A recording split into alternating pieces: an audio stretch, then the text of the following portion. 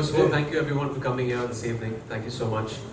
I want to start by thanking a few people. Without them, this book wouldn't have been possible. First of all, Mr. Hussain Zaidi, the man who relentlessly pushed me week after week, month after month, after I came back from Canada where he was being treated. And I remember what Hussain told me. He said that, you've been through this as parents, this information that you've had, that you've got on your side. If one family, if one parent, if one child fighting cancer can have this information on his or her side, it will be battle won for all of them and for you. And also Bilal, my partner in crime, I wouldn't have been able to do it without him. He really pushed me dig down into those painful memories back in 2014 in January and document them in this book. So thank you, Bilal. And also Millie, the entire team at Penguin, it wouldn't have been possible without them. They've really given the book the kind of exposure that it needed to get across to everyone in the hour of need. And also, I think next month there will be a Hindi version and a Marathi version that will be launched. So looking forward to that. So let me just take you back through the incident 2 years back and tell you exactly how the book eventually happened. It was January 13th, 2014 when as a family our life was completely wrecked. It was a casual brunch that me, my wife and my son had gone for to Taj Lands End. And it was there where we detected some abnormal symptoms in our son. And we rushed him to the hospital. There was his head pediatrician there and tests began.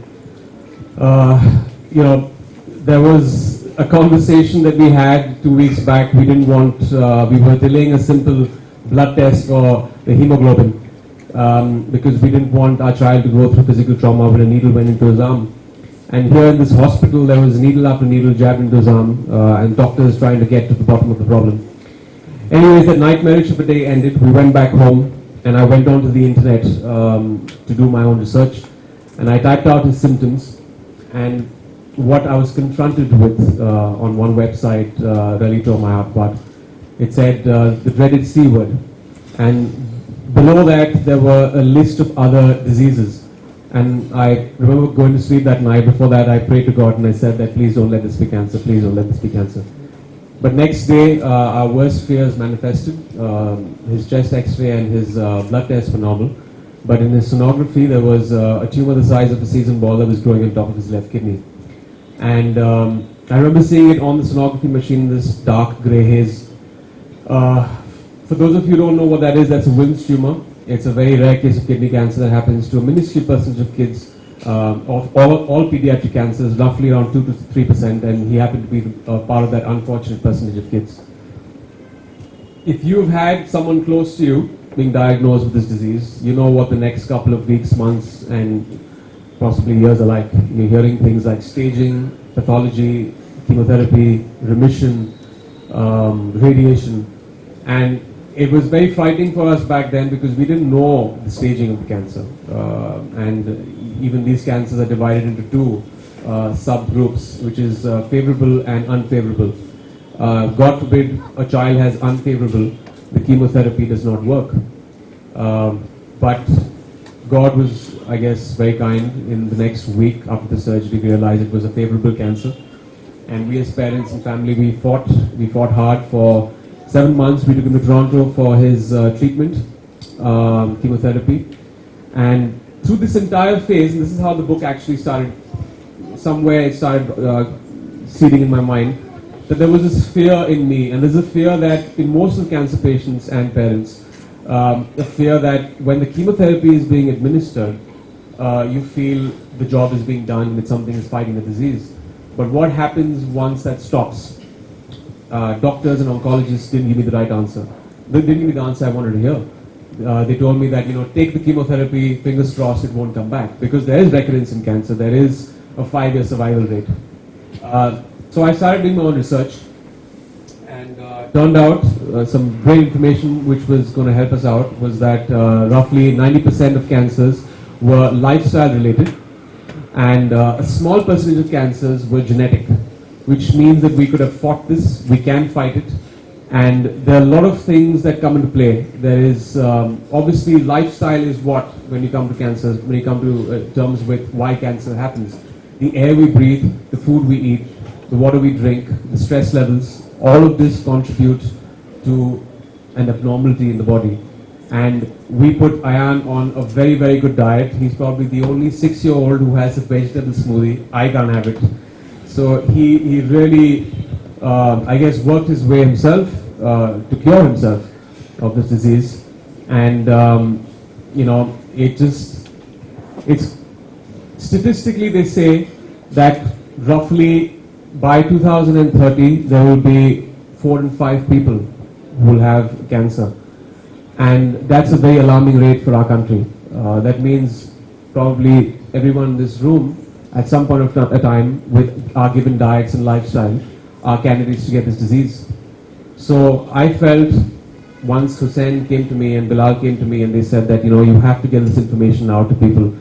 And if it touches one life and gets the information to them, it will be a great accomplishment. And this is not just for cancer patients. This is for people for prevention. Because even we as a family felt that this could never happen to us. Cancer is something that happens to someone else. But I have news for you. It comes knocking on your door without a warning. And sometimes it gets very late.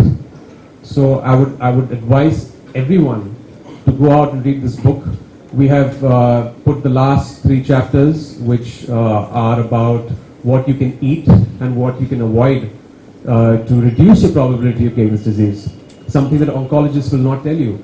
I have nothing against them. They have saved my son's life because chemotherapy was given to him. But the fact is that food does not come into their domain. It cannot be patented.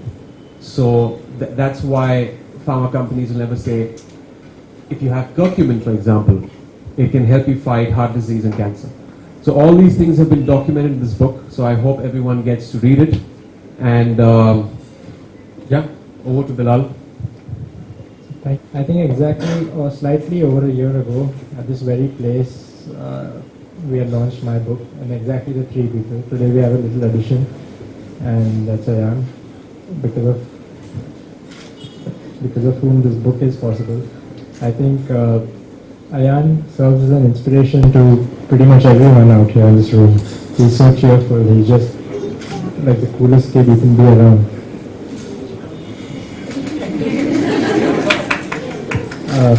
So the book had actually started, I think, sir, a year and a half ago? Yeah. When Sir had actually met him and discussed it, and after that I think they decided that I'm fit to write the book, which was a big, it was a big opportunity for me, but it also it was a big responsibility as well, considering the fact that I had to tell the story of someone who I haven't been in, and doing that was easier than I thought it would be, because he literally he was pretty cooperative. He would tell me almost everything in detail. Even if I missed something out, he would relive that moment, and I would actually see him choking up at certain instances, because it just can't be easy having to go through all of that all over again. So I think it's a it's a great thing that he's done by getting this book out and sharing his experiences, something that not everyone will be open to speak about, but not just experiences, but also certain things he came across which he felt was needed, was imperative to document in the book. So having said that, the book is not a grim retelling of just what happened, but it is also he retraces his journey as an actor, which is pretty entertaining to read. It was entertaining for me to write as well. And I think all in all the book will inspire you and educate you, but at the same time will leave you with a smile in the end. And if that's what happens, I think you're successful at having put this book out. All those small episodes that you went through while you were writing this book, or when you were going through in US and in India? First things first, when we decided that this is going to be documented in this book, I thought it's going to be an extremely painful journey to relive all of that once again. In some ways, moments brought about feelings of nostalgia, because, like Bilal said, the film is the book is not just about the episode of cancer. It's about retracing my family and how I was in college, school, my grandmother, my father, everyone in the family. But apart from that, I think it was very therapeutic. It's like counseling, you know. There are feelings that are there. You've been through them. They're painful, but the moment you talk about them or you pen them down, it just finds some kind of closure. So I think this book really, you know, when I went through reading it at one stretch, once it was done, it again was extremely therapeutic to know that the worst is behind us, and fascinating because we as a family unit could actually get through this and we could fight this disease. And it takes me back to the first day, the hope with which we started off, where Parveer and me held back our tears because we couldn't in front of him. We had to show and we be this come from a place of strength and told ourselves that we're going to get through this and we're going to make sure nothing happens to our son. So it's just a feeling of accomplishment. Everyone felt that, my family, friends, everyone when they read the book.